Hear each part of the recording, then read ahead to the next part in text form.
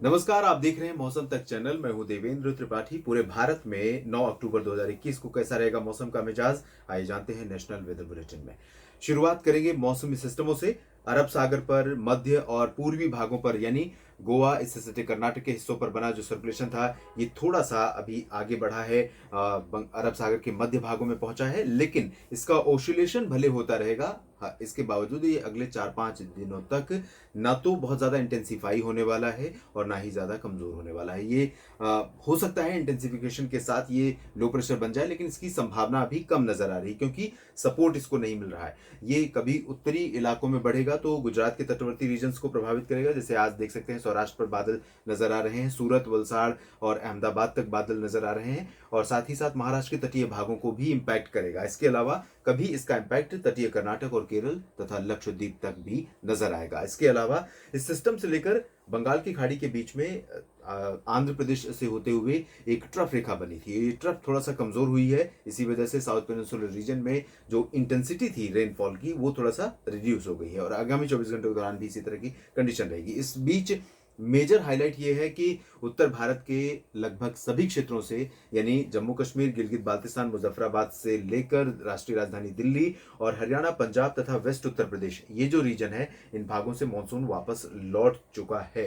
राजस्थान के कुछ इलाकों तक ही कुछ इलाके ही बचे हैं जिन पर अभी मानसूनी हवाओं का प्रभाव है। साथ ही साथ गुजरात के भी अधिकांश इलाकों से मानसून की वापसी हो गई है, खासतौर पर उत्तरी इलाकों से। मध्य प्रदेश में भी ग्वालियर और आसपास के हिस्सों से मानसून वापस लौट गया है, वेस्ट उत्तर प्रदेश में भी तमाम जगहों से। अगले 2-3 दिनों के दौरान गुजरात के कुछ और इलाकों के साथ साथ मध्य प्रदेश, उत्तर प्रदेश के पूर्वी भागों, बिहार, बंगाल, झारखंड, छत्तीसगढ़, इन सभी क्षेत्रों से भी मानसून के वापस लौटने के लिए स्थितियां अनुकूल नजर आ रही हैं। एक सर्कुलेशन यहाँ पर पाकिस्तान के ऊपर सेंट्रल भागों में है, एक WD वेस्टर्न हिमालयन रीजन पर है, तो दोनों का इम्पैक्ट थोड़ा सा उत्तर भारत के पहाड़ी और मैदानी इलाकों पर दिखाई दे सकता है। बारिश की उम्मीद नहीं है पंजाब, हरियाणा, दिल्ली और राजस्थान, उत्तर प्रदेश में, लेकिन पर्वतीय क्षेत्रों में कुछ जरूर इम्पैक्ट रहेगा और मौसम में बदलाव के रूप में आपको मैदानी इलाकों में भी इम्पैक्ट दिख सकता है। ये स्थिति है। पूर्वी और पूर्वोत्तर भारत के क्षेत्रों में बादल बने हुए हैं घने, और इस बीच जिस लो प्रेशर सिस्टम की संभावना बन रही है वो आगामी 48 घंटों के बाद यानी 10 अक्टूबर और 11 अक्टूबर के बीच में बंगाल की खाड़ी के सेंट्रल रीजन्स पर डेवलप हो सकता है। इस बीच जितने घने बादल ये अंडमान और निकोबार द्वीप समूह तथा दक्षिण पूर्वी बंगाल की खाड़ी पर दिख रहे हैं, इनका इम्पैक्ट यहाँ पर बंगाल की खाड़ी जो अंडमान और निकोबार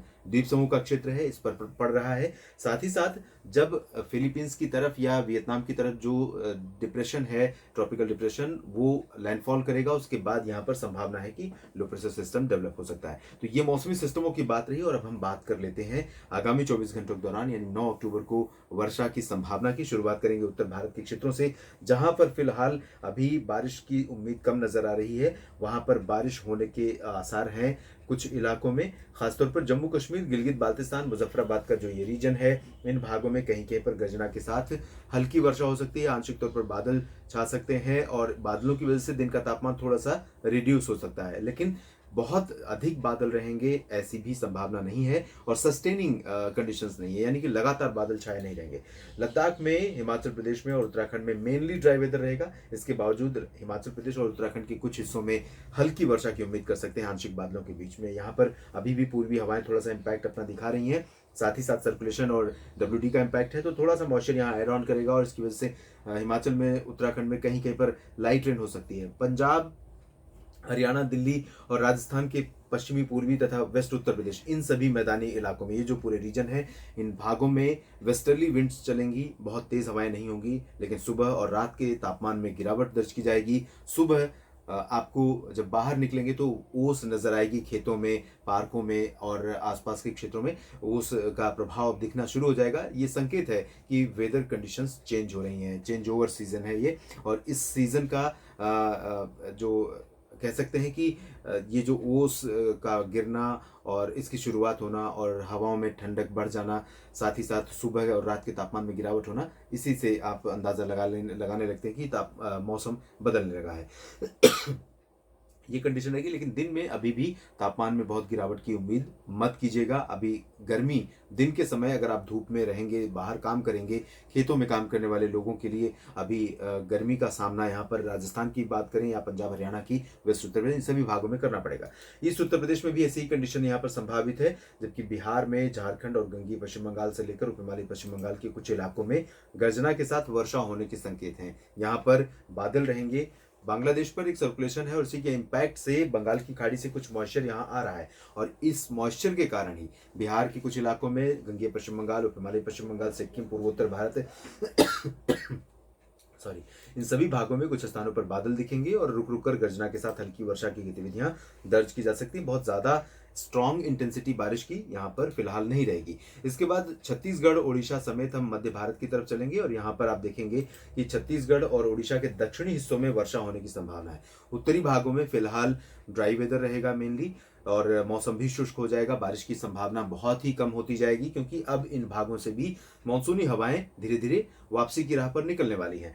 और इसके साथ ही साथ मध्य प्रदेश का जो पूर्वी और पश्चिमी हिस्सा है, आप यहाँ देख सकते हैं, यहाँ ज्यादातर इलाकों में ड्राई वेदर नजर आ रहा है। लेकिन बैतूल, छिंदवाड़ा, होशंगाबाद का जो रीजन है, खरगोन का रीजन है, धार है, और द एक्सट्रीम साउदर्न पार्ट्स हैं जो, इन भागों में कहीं कहीं गर्जना के साथ हल्की वर्षा हो सकती है। धार में पिछले 24 घंटों में 55 मिलीमीटर की भारी वर्षा दर्ज की गई थी। तो इस तरह की भारी बारिश तो मध्य प्रदेश में अभी संभावित नहीं है, लेकिन क्योंकि जब महाराष्ट्र पर प्रभाव है, गुजरात तक बादल पहुंच रहे हैं और बारिश होने की संभावना नजर आ रही है, तो मध्य प्रदेश के कुछ इलाके, यहाँ पर धार, खरगोन, इंदौर, उज्जैन और रतलाम तथा आसपास के इलाके प्रभावित हो सकते हैं। लाइट रेन यहाँ पर हो सकती है। जबकि भोपाल, गुना, ग्वालियर, टीकमगढ़, सतना, सागर, पन्ना, रीवा, उमरिया, जबलपुर, इन भागों में ड्राई वेदर रहेगा। हवाओं का रुख भी अब बदलने लगा है और तेजी से यहाँ पर बदलाव देखने को मिलेगा। गुजरात में सौराष्ट्र के तमाम इलाकों में बारिश होने की संभावना है, और साथ ही साथ पूर्वी क्षेत्रों में भी कुछ स्थानों पर वर्षा की गतिविधियां यहाँ पर गांधीनगर, अहमदाबाद से लेकर वडोदरा, आनंद, वलसाड़, सूरत, नौसारी, इन सभी भागों में कई जगहों पर, भरूच में भी बारिश हो सकती है। डांग, तापी, नर्मदा, भरूच, इन भागों में वर्षा होने की संभावना, लाइट टू मॉडरेट की इंटेंसिटी रहेगी। दादरा नगर हवेली, दमन दीव समेत वेरावल, सोमनाथ और राजकोट, जामनगर, ओखा, नलिया और साथ ही साथ पोरबंदर और द्वारका तक ये बादल पहुंचेंगे इस साइक्लोनिक सर्कुलेशन के प्रभाव से। इसी वजह से सौराष्ट्र के तमाम इलाकों में वर्षा की गतिविधियां दर्ज की जाएंगी। कच्छ में मानसून वापस लौट गया है। कच्छ से उत्तरी पूर्वी गुजरात से मानसून वापस लौट चुका है। यहाँ पर फिलहाल ये मॉइस्चर, ये बादल नहीं पहुंच पाएंगे। ड्राई वेदर रहेगा मेनली। हालांकि हवाएं इसी तरह से यहाँ पर चलेंगी। मानसून वापस भले ही लौट गया है, लेकिन ये नया सिस्टम है, तो इसकी वजह से यहाँ पर सौराष्ट्र और कच्छ होते हुए पूर्वी पश्चिमी राजस्थान के कुछ इलाकों में हवाएं चलेंगी। इन हवाओं में नमी भी हो सकती है। तो यहाँ जिस तरह से भीलवाड़ा और कह सकते हैं उदयपुर और जैसलमेर, जालौर, जोधपुर आसपास के इलाकों में, इसी तरह से भुज में और मेहसाना, पाटन, साबरकांठा, बनासकांठा में हवाओं में नमी होने के कारण आंशिक बादल आ सकते हैं। बूंदाबांदी से ज्यादा की संभावना इन भागों में फिलहाल नहीं रहेगी। महाराष्ट्र में जरूर संभावना बारिश की है। महाराष्ट्र में हम उम्मीद कर रहे हैं कि पालघर से लेकर ठाणे, कल्याण और मुंबई, इसके बाद अगर हम तटीय भागों की ही बात करें तो रत्नागिरी में भी बारिश की संभावना, इंटेंसिटी काफी अच्छी रहेगी, मध्यम से तेज। साथ ही साथ सिंधुदुर्ग में भी मध्यम से भारी वर्षा हो सकती है। गोवा में भी भारी वर्षा होने की संभावना यहाँ पर नजर आ रही है।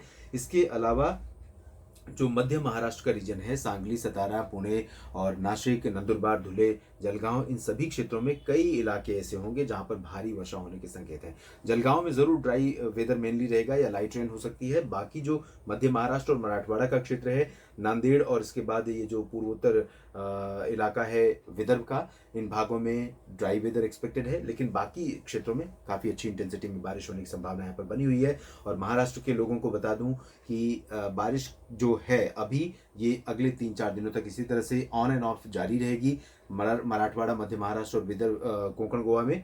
और 3-4 दिनों के बाद जब बंगाल की खाड़ी में सिस्टम बनेगा और ये सिस्टम आगे बढ़ेगा, तो इसके प्रभाव से 20 अक्टूबर के दौरान तक उम्मीद कर रहे हैं कि महाराष्ट्र के तमाम इलाकों में व्यापक वर्षा होने की संभावना है। तो हॉर्टिकल्चर को यानी बागवानी को बहुत व्यापक नुकसान इस समय हो सकता है, क्योंकि इस समय पानी की बहुत ज़्यादा ज़रूरत नहीं है और ऐसे में बड़ा नुकसान यहाँ पर हो सकता है। और अगर साइक्लोनिक स्टॉर्म बनता है बंगाल की खाड़ी में, वो महाराष्ट्र की तरफ रुख करता है, तो और बड़े व्यापक पैमाने के पर नुकसान की आशंका रहेगी। दक्षिण भारत की तरफ देखेंगे, यहाँ पर तेलंगाना और कर्नाटक में, उत्तरी दक्षिणी आंतरिक भागों में, तटीय भागों में, साथ ही साथ रायलसीमा, उत्तरी तटवर्ती आंध्र प्रदेश और इसके साथ ही साथ तमिलनाडु और केरल, ये जो समूचा साउथ पेनिनसुलर रीजन है, इन सभी भागों में अधिकांश हिस्सों पर लाइट टू मॉडरेट रेन के साथ कहीं कहीं पर हैवी रेन होने की संभावना है। तिरुचिरापल्ली, त्रिवेंद्रम, वारंगल समेत मदुरई, वेल्लोर और चेन्नई, पुदुचेरी, इन सभी भागों में कई जगहों पर मध्यम से भारी वर्षा होने की संभावना है। मैसूरू, हसन, बेंगलुरु से लेकर मैंगलोर और चित्रदुर्गा, गडग, बेल्लारी, रायचूर, इन सभी भागों में मध्यम से भारी वर्षा होने की संभावना है। अनंतपुर और विशाखापत्तनम, तिरुपति, इन सभी क्षेत्रों में मध्यम से तेज वर्षा होने के संकेत हैं। अंडमान और निकोबार द्वीप समूह भारत का सुदूरवर्ती केंद्र शासित क्षेत्र, यहाँ पर मध्यम से भारी बारिश का सिलसिला लगातार जारी रहेगा और सबसे ज़्यादा इंटेंसिटी आगामी 24 घंटों के दौरान भी हमें यहीं पर नजर आ रही है। यहीं पर सबसे अधिक वर्षा होने की संभावना दिखाई दे रही है। कार निकोबार में बीते 24 घंटों में बहुत ज़बरदस्त बारिश हुई है। इसके अलावा भी अंडमान निकोबार द्वीप समूह के पोर्ट ब्लेयर समेत तमाम जगहों पर भारी वर्षा हुई है और इसी तरह का क्रम यहाँ पर लगातार जारी रहेगा। देश भर के मौसम पूर्वानुमान के इस बुलेटिन में अभी इतना ही। आप लगातार जुड़े रहिएगा मौसम तक चैनल के साथ। मौसम की हर एक जानकारी आप तक मैं इसी प्लेटफॉर्म पर पहुंचाता रहूंगा। धन्यवाद।